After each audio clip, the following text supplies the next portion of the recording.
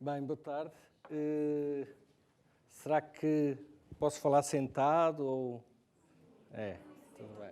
Vou tentar... Bem, estão aqui 3 escolas, não é? Escola secundária, uma de Viseu, Loures e Santo Tirso, é isso? Bem, São Pedro Sul. São 4 escolas? Não. 3. Ok, Viseu, São Pedro Sul, ok. Bem, falar um bocadinho, depois sento-me,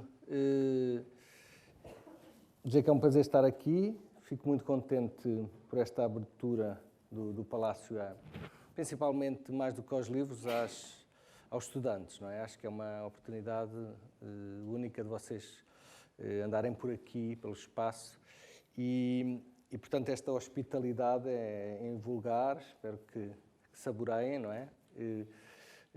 É muito raro esta possibilidade de frequentarmos espaços que são normalmente espaços muito fechados. É evidente que para mim faz todo sentido esta ideia de abertura aos cidadãos, e a democracia forma-se muito também pela ocupação de espaços. Não é? Vocês estão a fazer uma espécie de invasão estudantil de um palácio presidencial. E quando nós ouvimos falar em invasões de um palácio presidencial, não é, nas televisões, assustamos um bocado, ou pensamos que alguma coisa de muito violento está a acontecer. E aqui estamos a ter uma invasão de um palácio, uma invasão benigna, pacífica, tranquila, uma invasão de alguma maneira quase intelectual, mental, enfim. E isso é quase revolucionário.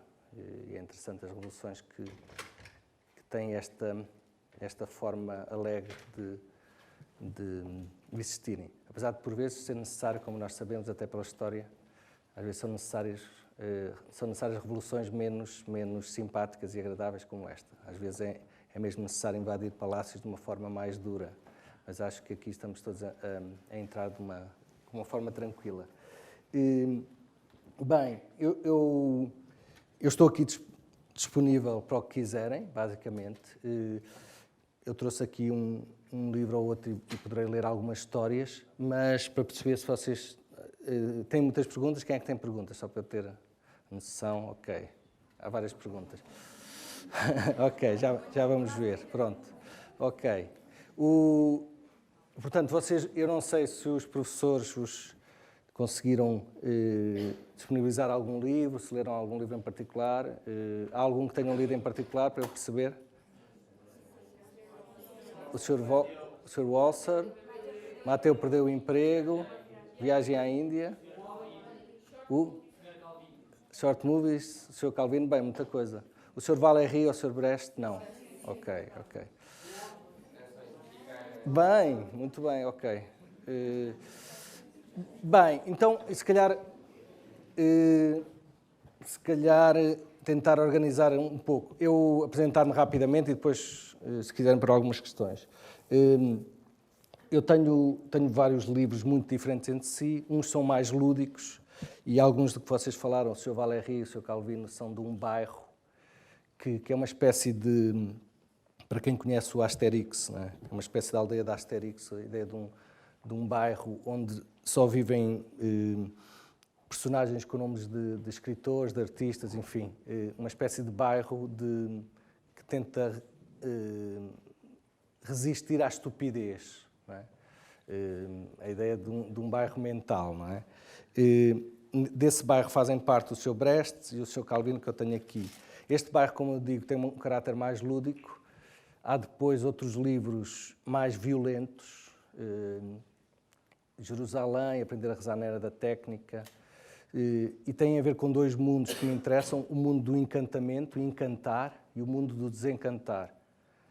Etimologicamente, ou seja, se nós estudarmos a raiz da palavra, encantar tem lá dentro o cantar. Encantar é a pessoa entrar na canção, de alguma maneira a pessoa inventar uma canção que o outro dança.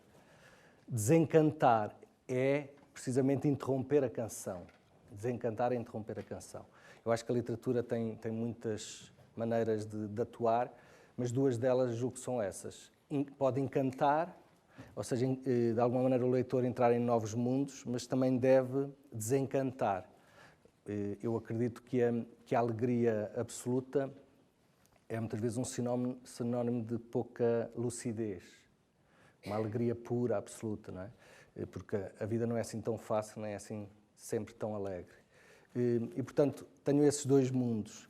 Há depois alguns livros muito estranhos fora disso. Vocês falaram de um que é a Viagem à Índia. A Viagem à Índia partiu de uma homenagem aos Lusíadas, segue todo o percurso dos Lusíadas, mas a ideia era fazer uma epopeia do século XXI, em que, em vez de existirem grandes heróis, são heróis muito mais modestos, que é o caso desse protagonista do Viagem à Índia.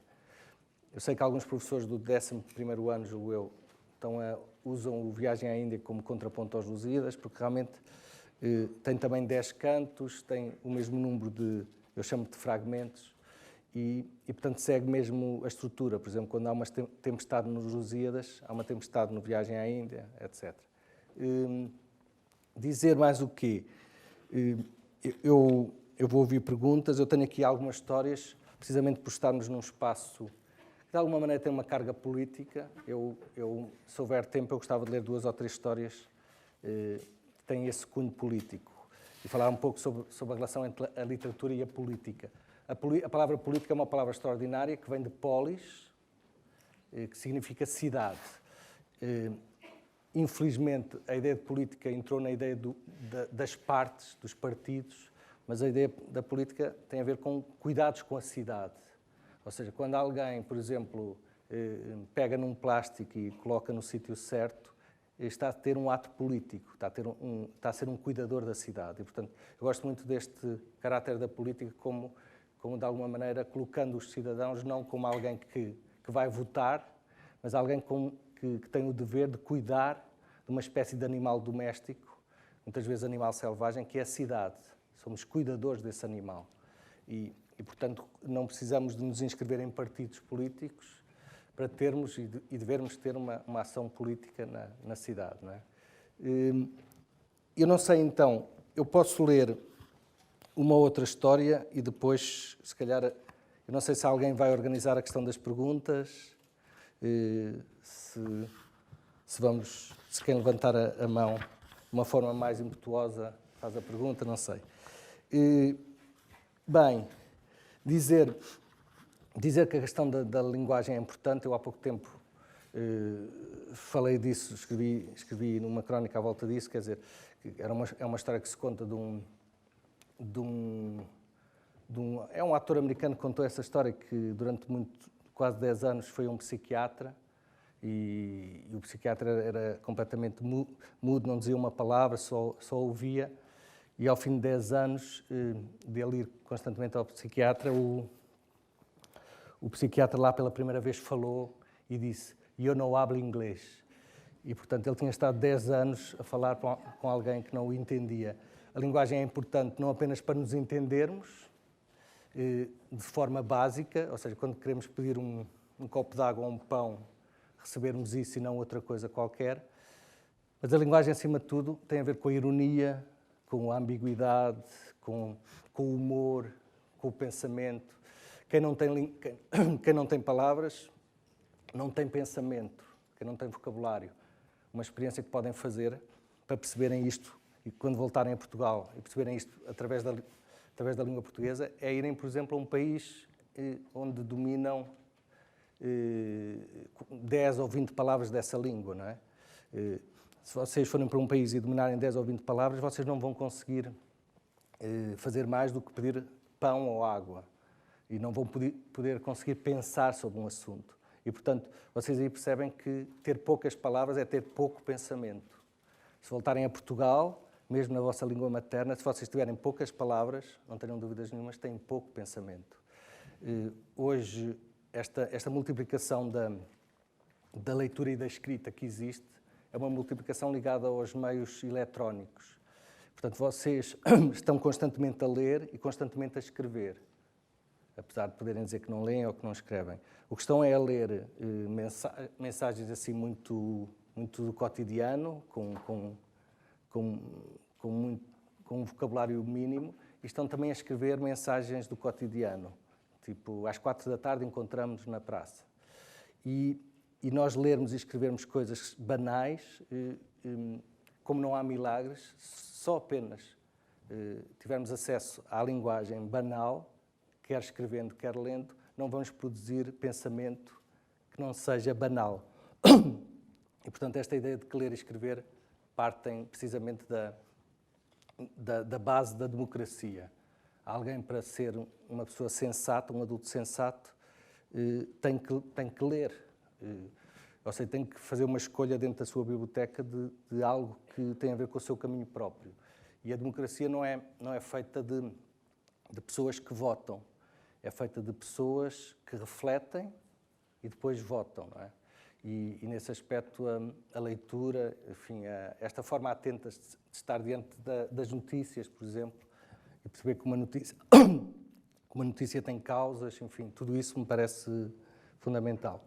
Não sei então se alguém quer começar com a primeira pergunta e eu depois leio a história. Alguém quer?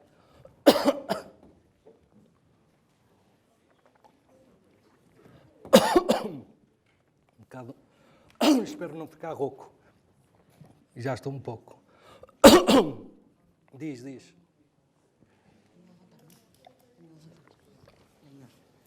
Queres levantar-te? Sim. Em primeiro lugar, muito boa tarde. Antes de fazer a minha pergunta, gostaria de agradecer em nome de todo o agrupamento de Escolas de 4 de Outubro, em Loures, estarmos aqui numa tão nobre visita, com tão ilustre convidado. E agora, passando para a minha pergunta, gostaria de lhe perguntar porque é que começou a escrever e quais é que foram as suas principais inspirações. Obrigado. Bem, espero que a minha voz aguente, tenho estado meio rouco. Quando é que eu comecei a escrever? Comecei a escrever com... Bem, acho que vai ser difícil, vamos lá ver. A Isabel não tem uma daquelas bombas para a garganta, se eu conseguir. Estava a dizer, eu comecei com... não sei. Isso é muito... Obrigado. Isso o que é? Olse. Bem. O chefe da Casa Militar é costumativo. Ah, é? Bem. Vamos ver. O nosso médico vai... Não. Se eu aguentar... Não, estou um bocado rouco. Não, está tudo bem. Não quero. Não quero. Obrigado. Olá, eu estou aqui a cuidar de um homem importante, mas é preciso calma. Não. Não, estou meio rouco, mas tudo bem. Eu fumo. Ok. Eu fumo. Ok. Estava aqui porque gosto muito de ler e de literatura e da obra de Gonçalo, mas também de ajudar todos quando já conhecem as situações que é fóssil. Ah, é? Ok.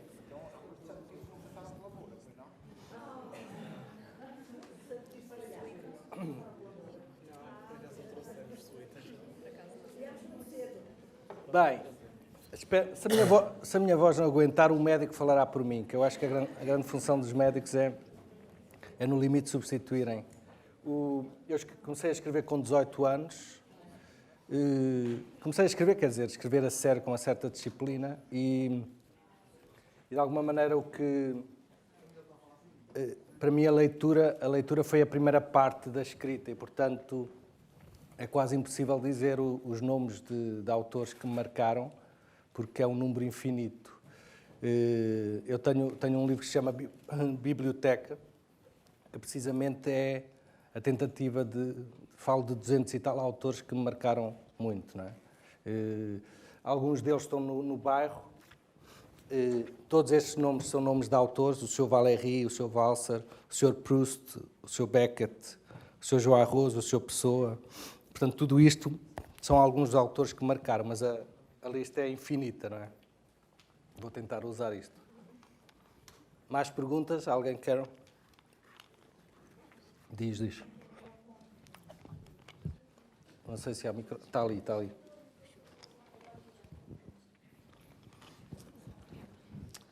Antes de mais, boa tarde. Boa Tal como o meu tarde. colega disse, gostaria de agradecer a sua presença e é uma honra estar aqui, tal como é para os meus colegas.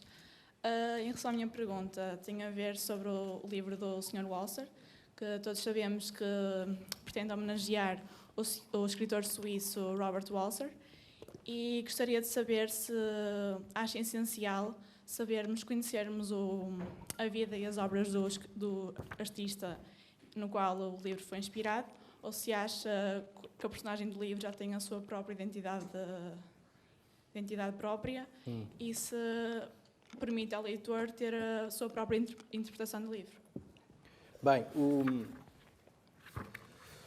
todos estes livros partem de homenagens a escritores ou artistas, mas realmente são personagens independentes. Ninguém precisa de saber a obra do Robert Walser para perceber o livro. Qual foi o meu ponto de partida? Foi como dar o nome de uma rua, dar o nome de um escritor a uma rua, não é? Ou seja, como eu não posso dar nomes de escritores a ruas, eu dei nome de escritores a personagens. Em vez de chamar João ou Maria, dei um determinado nome. E a partir daí foi como se a personagem ganhasse determinadas características da escrita desse autor homenageado. Mas, como eu digo, nada tem a ver com a biografia do autor homenageado. São livros em que eu tentei transformar personagens que são escritores, ou que homenageiam escritores, mas numa espécie de senhores estranhos, raros, como se fosse um bairro de pessoas exóticas, digamos. E o Sr. Walser talvez seja digamos, um habitante particular porque construiu uma casa longe do bairro. Para quem leu o livro, o Sr. Walser constrói uma casa dentro da floresta, não é? É o único que, pertencendo a este mundo, tem uma casa mesmo no exterior. Mais alguma? Muito obrigado. Boa tarde. A minha pergunta também é direcionada com o livro Sr. Walser. No início do livro, o Sr. Walser diz ter grandes expectativas, e com razão, pois vê finalmente a sua casa ser construída para poder conviver e convidar quem quiser, como por exemplo 3AM, como é mencionado no livro. No entanto, vê alguns obstáculos ao longo do dia. A sua casa é invadida por vários operários e vê a sua privacidade invadida também.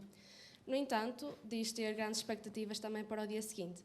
Gostaríamos de saber se é uma mensagem de otimismo e que, apesar das dificuldades devemos sempre manter a confiança de que o dia seguinte irá correr bem, ou será apenas uma ironia final?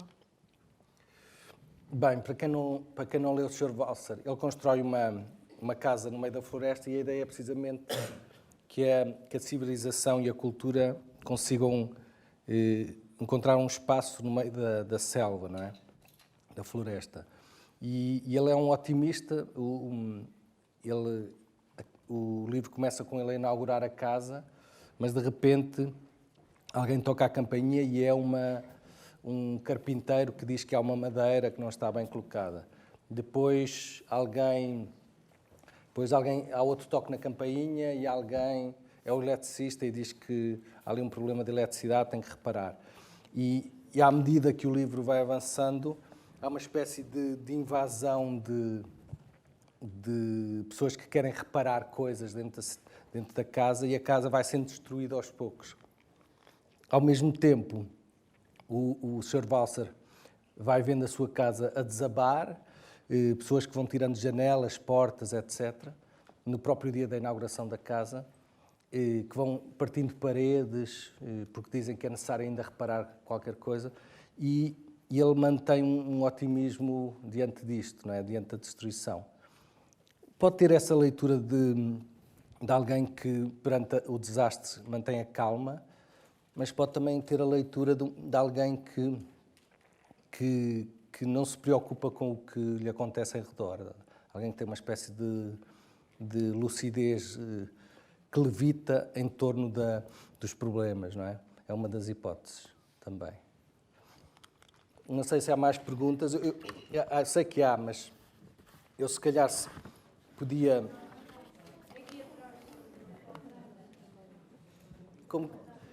Não sei se há alguém para...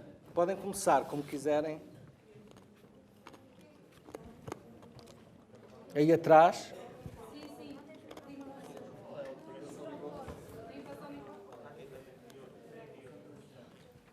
Se houver alguém que organiza, é melhor. Antes de mais, boa tarde a todos. Quero agradecer a oportunidade e devo dizer que é uma honra enorme estar aqui presente. A minha pergunta é relativa ao título Uma Viagem à Índia. O professor Gonçalo iguala a obra Os Lusíadas no número de cantos, de estrofes, até mesmo no destino da personagem. E, portanto, é natural que o horizonte de expectativas do leitor se expanda e se espere que o tom da obra se revele épico. Mas não é isso que acontece. Sempre teve esta ideia, este objetivo, desde o início, ou houve algum acontecimento, por exemplo, na sua vida que o tenha influenciado? Obrigado. Bem, obrigado pela pergunta. Não, a ideia do Viagem à Índia é uma ideia muito simples, que é pensar na ideia, no género literário epopeia. O género literário epopeia é um género que se considerou ultrapassado, obsoleto. E um pouco a minha ideia era como recuperar esta máquina antiga, a epopeia, para os tempos modernos. É evidente que o herói do século XXI não pode ser o mesmo tipo de herói dos Lusíadas, não é? E por isso o que eu fiz foi uma espécie de redução, digamos, de objetivos, de grandiosidade. Foi uma passagem para o pequeno, do grande para o pequeno. A ideia é que o século XXI já não tem direito a grandes heróis. Aliás, hoje, enquanto classicamente o herói tinha a ver com as circunstâncias, ou seja, o herói não era uma decisão dele próprio, não era uma pessoa que decidia que ia ser herói, eram as circunstâncias que de repente revelavam o herói. Estar à altura das circunstâncias, uma expressão que se usa que é precisamente, por um lado, a definição de homem, estar à altura das circunstâncias. O herói seria eventualmente aquele que está além, está mais alto, consegue se elevar mais alto ainda do que as circunstâncias. Isso o herói clássico. Hoje, infelizmente ou felizmente, muitas vezes o herói, claro que continua a poder depender das circunstâncias, mas muitas vezes é uma decisão. Por exemplo, quando alguém, e eu conheço algumas destas pessoas, e classifico-as como heróis, quando alguém, por exemplo, decide ir para um país completamente destruído, em que há pessoas com dificuldades, e decide sair de Lisboa, de um certo conforto e de uma certa estabilidade, e ir ajudar pessoas que precisam e que sem essa pessoa e outras como ela provavelmente não teriam hipótese de comer, por exemplo. E nós estamos diante de um herói do século XXI, que é um herói um pouco diferente realmente deste herói clássico. O herói do século XXI muitas vezes realmente escolhe ser herói. E, portanto, eu diria que talvez até seja um herói mais valioso do que o herói que aparece devido às circunstâncias. Que é um herói que conscientemente, racionalmente, decide prescindir de uma série de privilégios e sacrificar-se. A ideia de um sacrifício circunstancial, ou que depende do momento, ou um sacrifício que é resultado de uma decisão racional, pensada, eu diria que este segundo sacrifício ainda é eventualmente mais nobre, não é?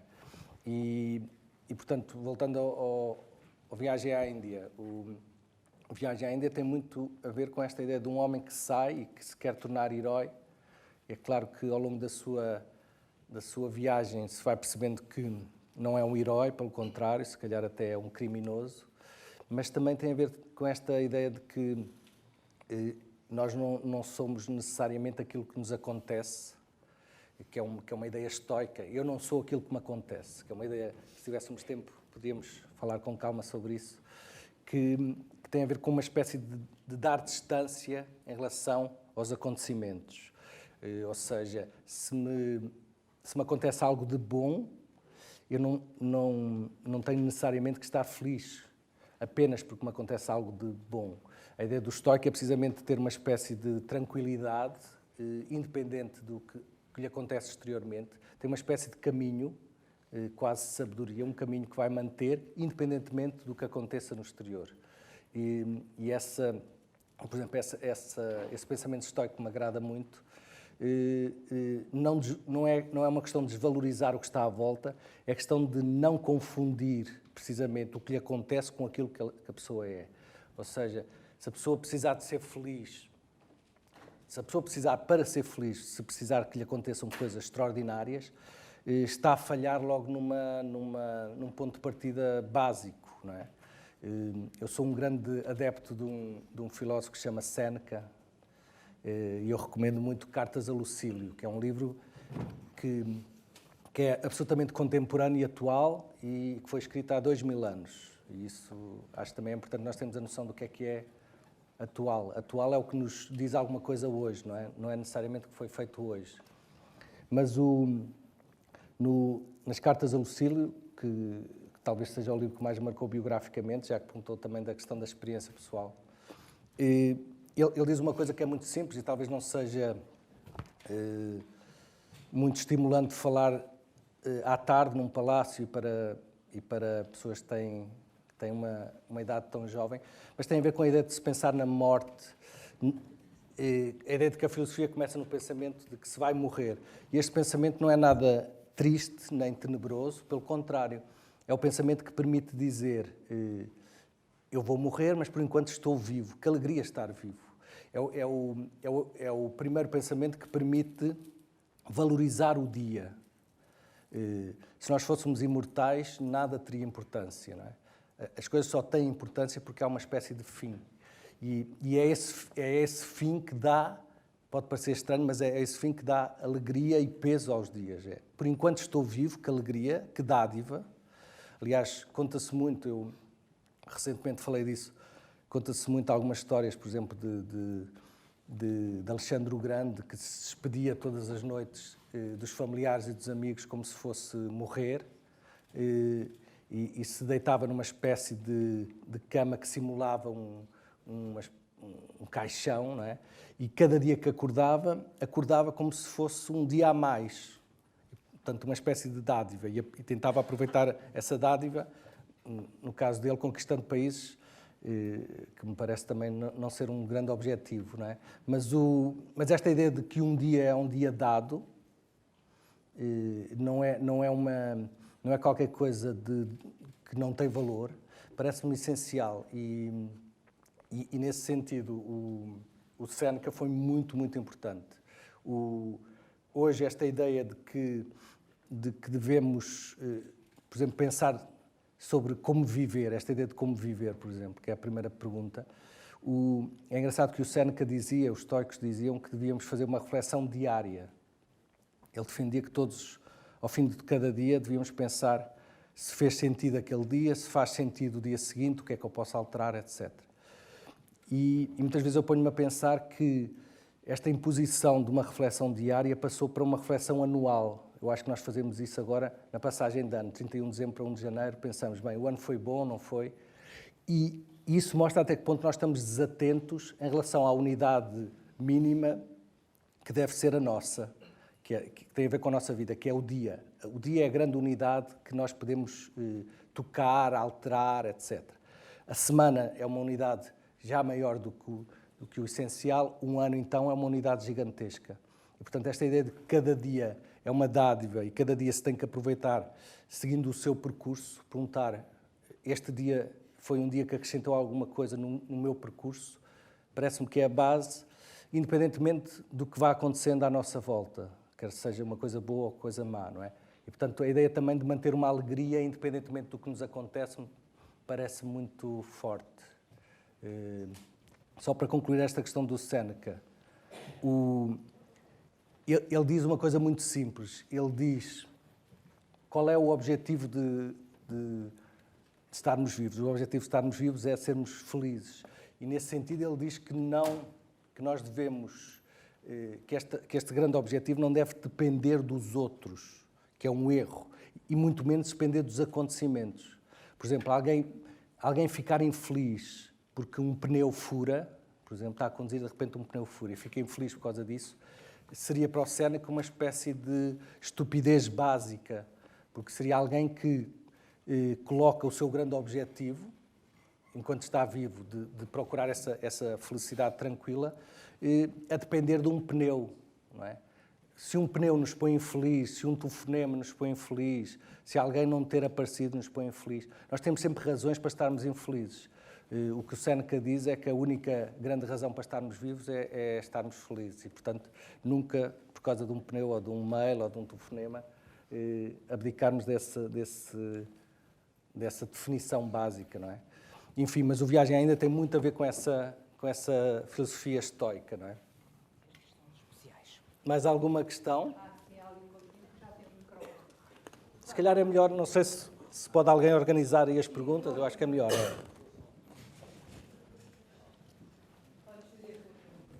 Boa tarde. A minha questão é mais relacionada, de uma certa forma, com o geral da obra toda, porque tem a ver com as próprias personagens. Agora, especificamente, temos a obra Mateu Perdeu o Emprego, que é quase baseada em histórias de personagens. E o que eu gostava de saber era onde e como nascem essas personagens. Se elas vêm, entre aspas, do nada para o seu cérebro, ou se vai observando situações à sua volta e encontra pontos de foco onde encontra as personagens que depois vão fazer as suas histórias.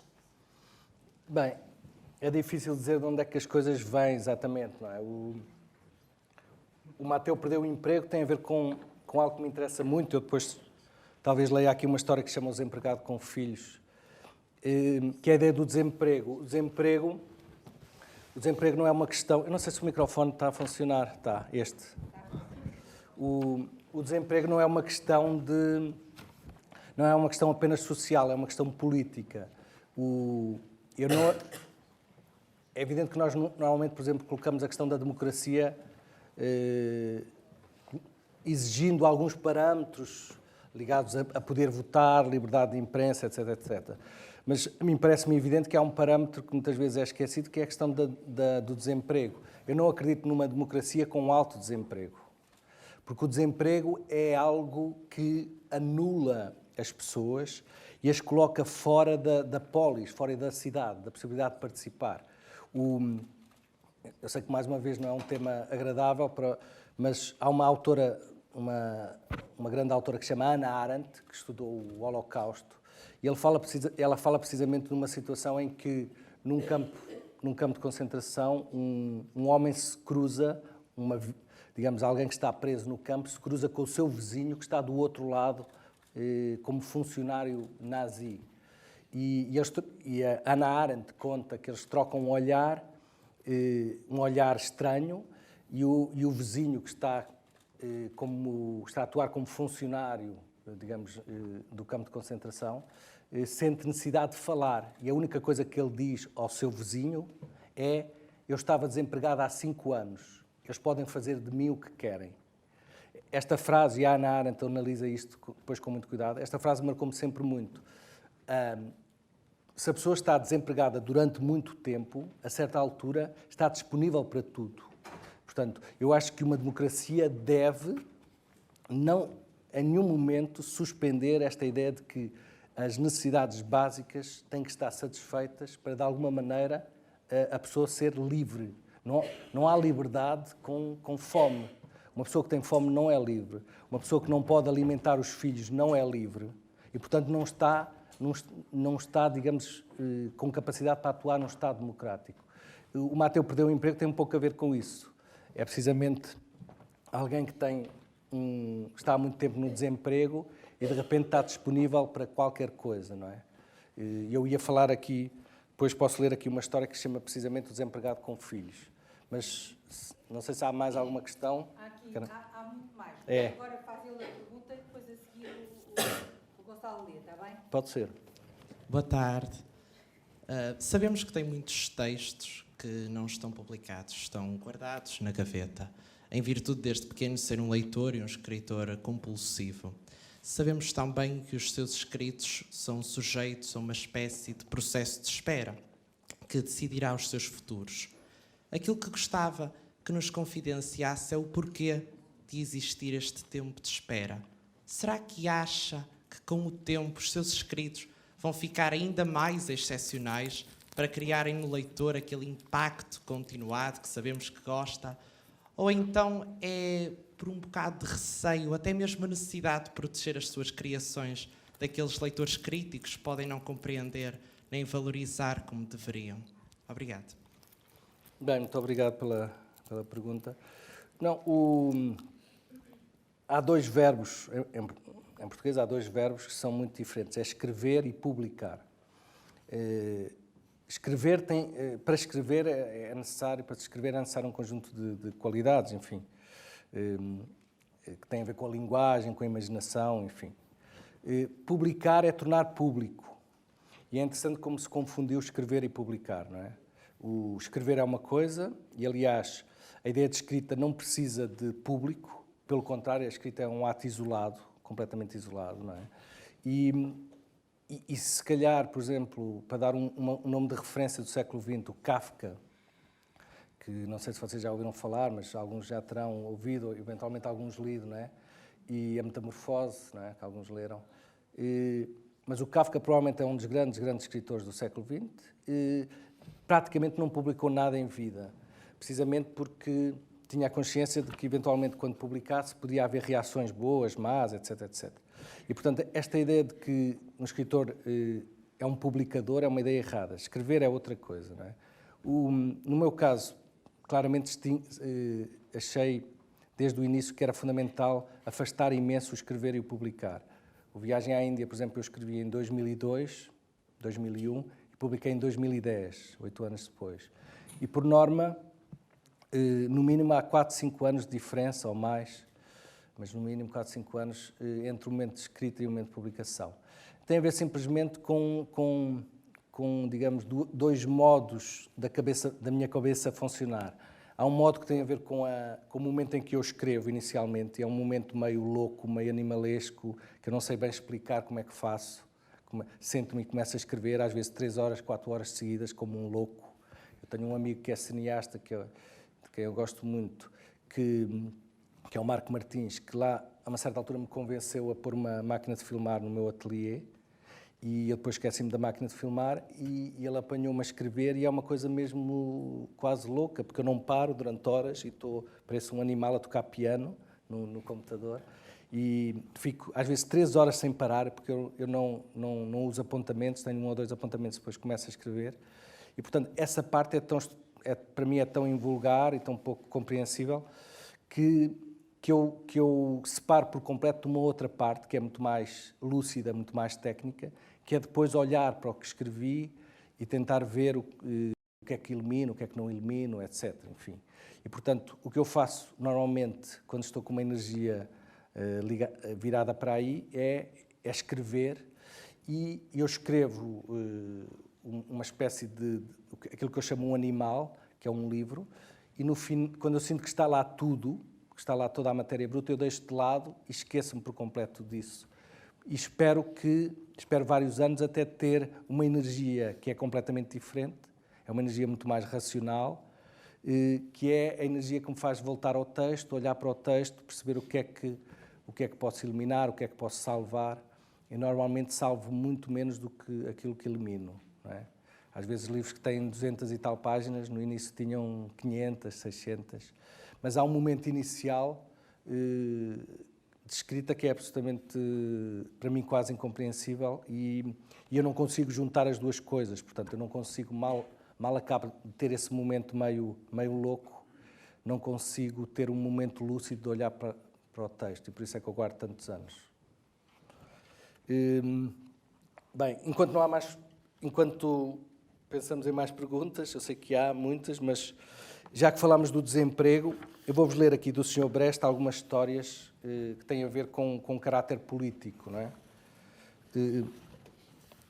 Um caráter político no sentido que eu falei inicialmente da polis, da cidade, dos nossos cuidados com a cidade. Cuidados com este animal que nós acolhemos, que é a cidade, e que devemos tratar, tanto fisicamente como mentalmente, quer a nível de reflexão. O desempregado com filhos. Disseram-lhe: só te oferecemos emprego se te cortarmos a mão. Ele estava desempregado há muito tempo, tinha filhos, aceitou. Mais tarde foi despedido e de novo procurou emprego. Disseram-lhe: só te oferecemos emprego se te cortarmos a mão que te resta. Ele estava desempregado há muito tempo, tinha filhos, aceitou. Mais tarde foi despedido e de novo procurou emprego.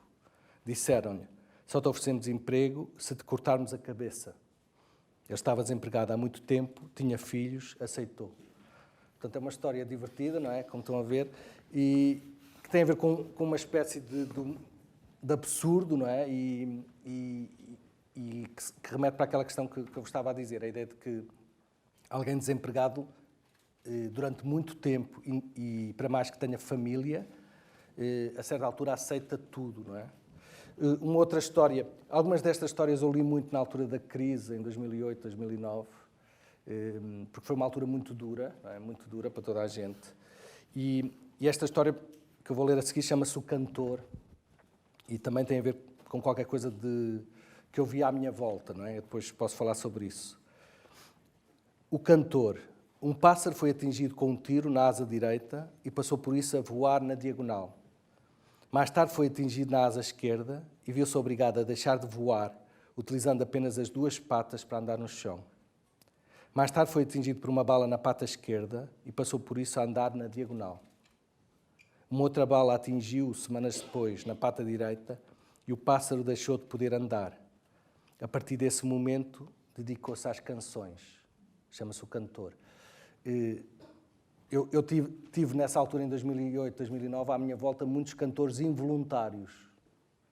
Uma coisa é a pessoa ser cantor porque quer cantar. Outra coisa é ser cantor porque foi apanhando uns tiros no caminho, não é? E esta história tem muito a ver com isso. Uma outra história que se chama O Homem Mal Educado. O mal educado não tirava o chapéu em nenhuma situação. Nem às senhoras quando passavam. O mal educado não tirava o chapéu em nenhuma situação. Nem às senhoras quando passavam, nem em reuniões importantes, nem quando entrava na igreja. Aos poucos, a população começou a ganhar repulsa pela indelicadeza desse homem.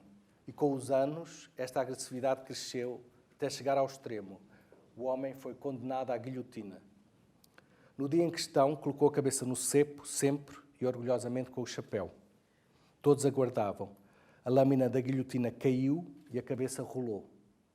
O chapéu, mesmo assim, permaneceu na cabeça.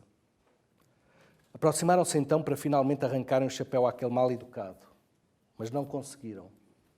Não era um chapéu, era a própria cabeça que tinha um formato estranho.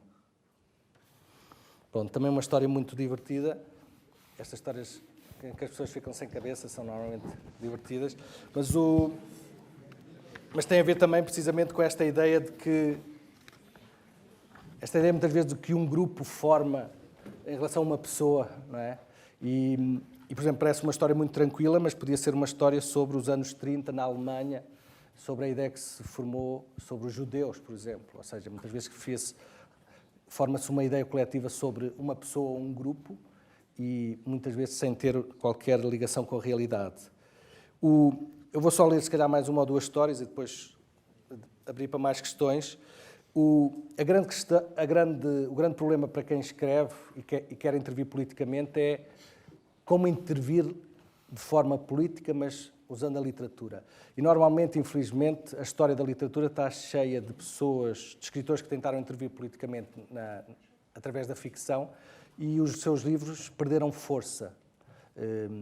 Os textos bem intencionados, politicamente, muitas vezes não têm força literária e isso é terrível. Eu tento intervir politicamente, muitas vezes de uma maneira precisamente ficcional. Esta história é sobre a pena de morte na cadeira elétrica, não é? Rapidamente. Chama-se Avaria, é uma história muito pequenina. Por um curto-circuito elétrico incompreensível, o eletrocutado foi o funcionário que baixou a alavanca e não o criminoso que se encontrava sentado na cadeira. Como não se conseguiu resolver a avaria, nas vezes seguintes o funcionário do governo sentava-se na cadeira elétrica e era o criminoso que ficava encarregue de baixar a alavanca mortal. Por exemplo, esta história é uma maneira mais lenta de dizer eu sou contra a pena de morte. Não faz sentido um criador dizer eu sou contra a pena de morte desta maneira, na sua arte, não é? Tem que dizer de uma outra maneira. E o que me interessa muito literariamente é precisamente por vezes, a ideia de caricatura, de sátira, que destrói mais do que uma espécie de oposição direta, não é? Em relação a uma ideia. Para terminar, se calhar, pois, há uma outra história que tem a ver com a questão das mãos, que chama-se a revolta. Para o rei era fundamental que toda a população, sem exceção, estivesse satisfeita. Esta história tem alguma coisa a ver com o desejo, não é? Com a vontade, enfim, que nós temos alguma coisa. A revolta.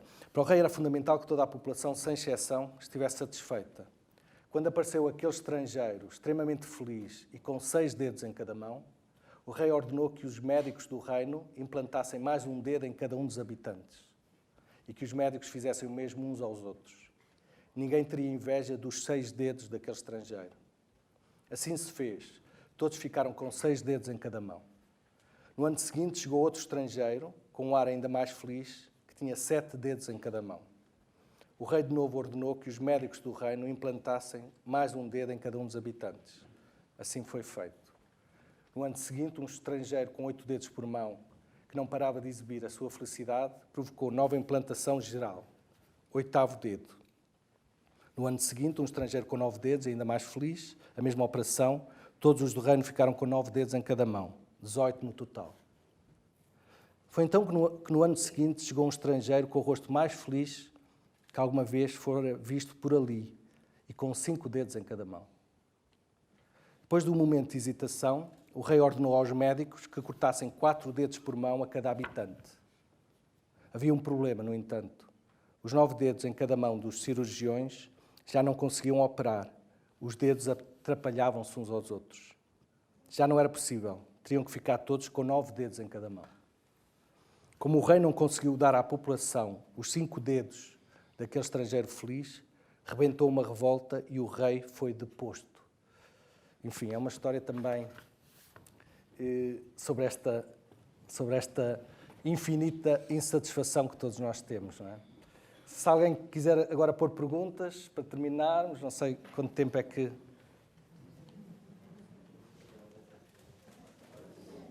Há uma pergunta lá atrás, é isso?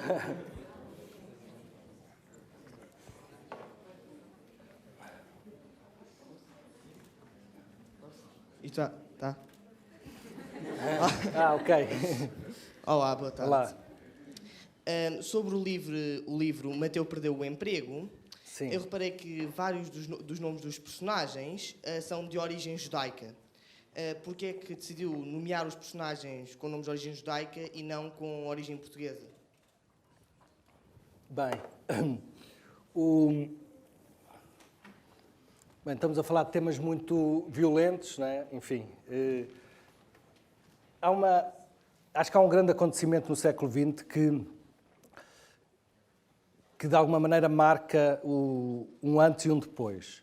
Como vocês sabem, nós temos um calendário, este 2019, não é? Um calendário que tem a ver com o antes de Cristo e depois de Cristo, que acho que é uma bela data, é uma extraordinária data, é uma extraordinária maneira de contar, não é? Há muitas maneiras de começarmos a contar.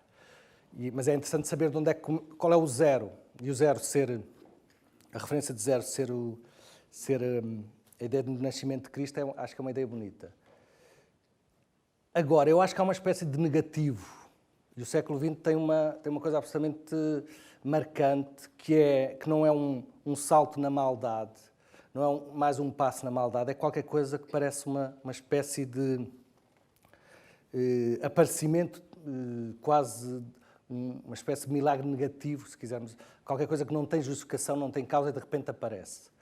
O que é o Holocausto e o que é que são os campos de extermínio? São máquinas, são grandes indústrias. Aliás, há um termo, para quem estuda esta época, que é fábricas de morte.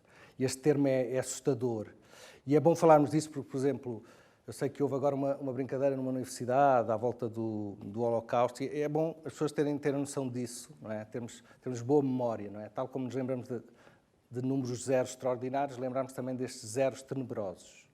O que é uma fábrica de morte?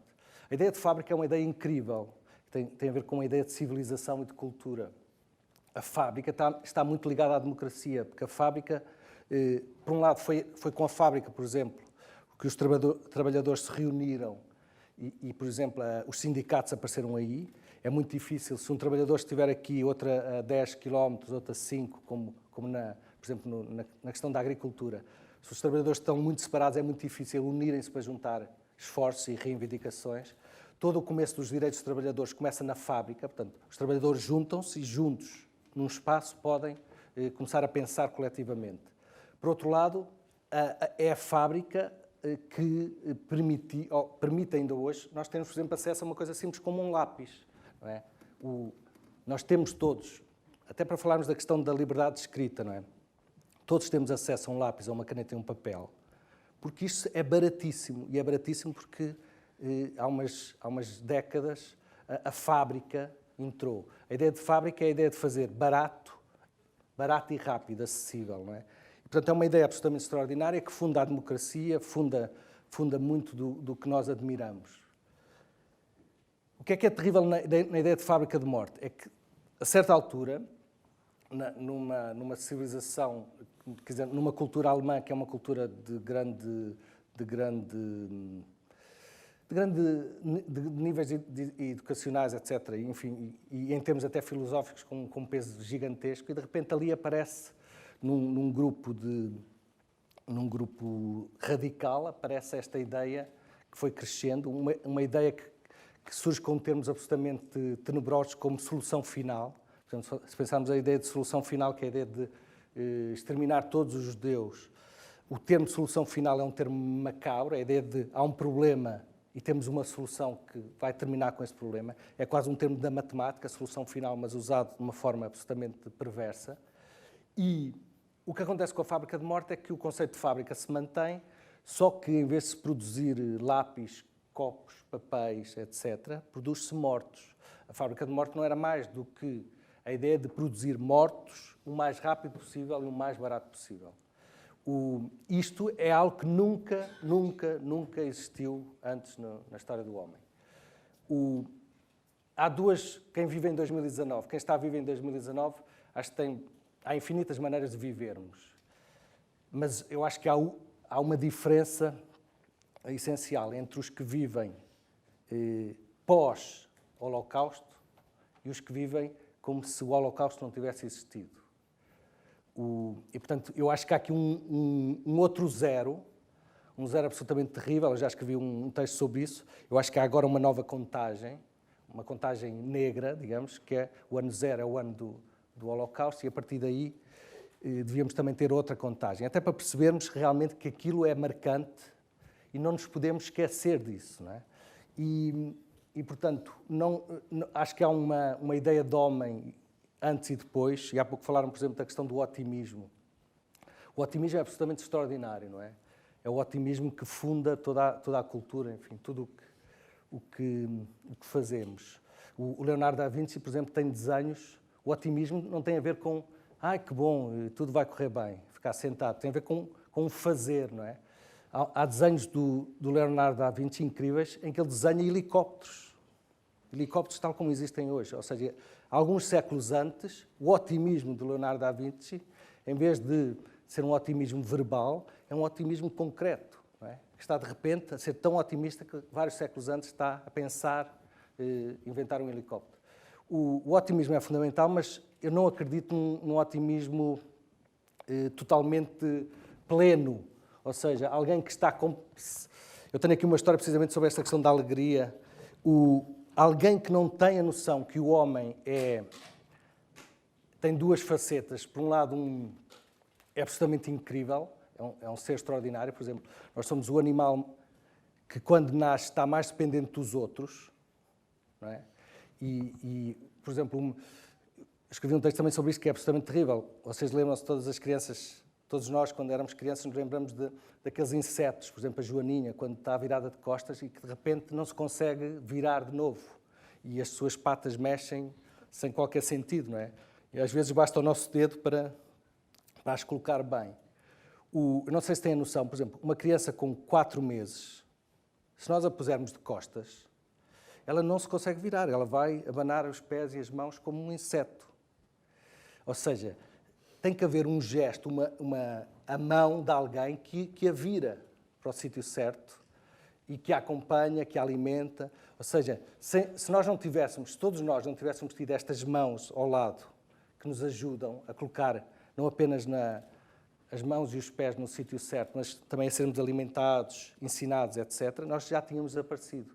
Portanto, a espécie humana só existe por causa do amor, isso é incrível, não é? Ou seja, de um amor da mão que está ao lado. Se não existir, todos nós, quer sejam os nossos pais, mães, quer seja outra pessoa, tivemos mãos ao lado durante vários anos até sermos minimamente autónomos. Há muitas espécies de animais que mal nasceram, passado 2 horas, podem caçar, podem alimentar-se, podem, enfim. Nós temos um período gigantesco. Portanto, isto é extraordinário. A espécie humana tem esta coisa incrível, não é? Precisa dos outros. E eu acho que a ideia de coletivo, de cidade e de política, de polis, de cidade, é isso.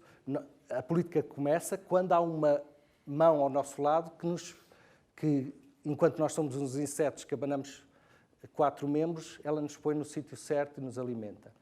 Agora, ao outro lado, nós temos também um instinto de sobrevivência absolutamente terrível e, no limite, preferimos sobreviver. Somos um animal que quer sobreviver. E isto é muito duro. No limite, nós queremos, entre nós e o outro, preferimos sermos nós a sobreviver, não é? Claro que há grandes histórias de sacrifício, até mitológicas, da mãe que sacrifica pelo filho, do irmão pela irmã, do namorado pela namorada ou vice-versa, mas são histórias excepcionais de alguém que sacrifica o que é mais forte em si, a vida, para dar a vida aos outros. Mas, por norma, nós somos um animal que quer sobreviver. Há uma luta de espécies e nós, não é por acaso que estamos aqui. Aliás, eu tenho uma teoria que os dinossauros, precisamente, preferiam morrer aos próprios do que o outro. E, portanto, se calhar a extinção tem a ver com isso, com eles serem muito educados e muito delicados. Porque este instinto de sobrevivência é aquilo que nos permite continuarmos aqui. E, portanto, esta dupla faceta do homem, da bondade e da terrível angústia de querer viver, se for necessário, à custa dos outros, no limite, coloca-nos num campo intermédio, não é? Portanto, o homem não é um ser terrível, mas também não é um ser bonzinho. E a mim parece muito importante não esquecermos o que aconteceu no século XX, no Holocausto. Quase todos os meus livros têm referências, às vezes diretas ou indiretas, à questão judaica. Porque, claro que o Holocausto atingiu muitas outras pessoas, mas a questão dos judeus, às vezes nós não temos bem a consciência. Imaginem o que é que era, por exemplo, os portugueses serem perseguidos e, de alguma maneira, estar claro que a ideia era eliminar este grupo e nós não termos um país, um espaço, não é? Para fugir. E foi isso que aconteceu. Portanto, eram pessoas que estavam a fugir, iam passando, a história às vezes até passaram muitos por Portugal, mas a fugir de alguma maneira de uma espécie de sentença de morte, mas não tinham casa, não tinham país. Isto é absolutamente terrível. Podemos agora olhar, por exemplo, para Israel de uma forma mais crítica ou não, mas não nos podemos esquecer disso, não é? E, portanto, a mim parece-me que esta questão do Holocausto é tão central que só se formos muito tontos é que agimos como se aquilo não tivesse acontecido, não é? Portanto, eu acho que há 2 grandes marcas e acho que há 2 calendários. Um calendário que, de uma forma extraordinária, assinala 2019 e há um outro calendário que, de uma maneira terrível, assinala, se calhar, 60 anos, mas esses 60 anos não devem ser esquecidos. Acho que devíamos assinalar 2 aniversários. O aniversário, de alguma maneira, de um gesto inicial bondoso, não é? E um outro aniversário negro e macabro, para não esquecermos dos 2 lados do humano, não é? Não sei se...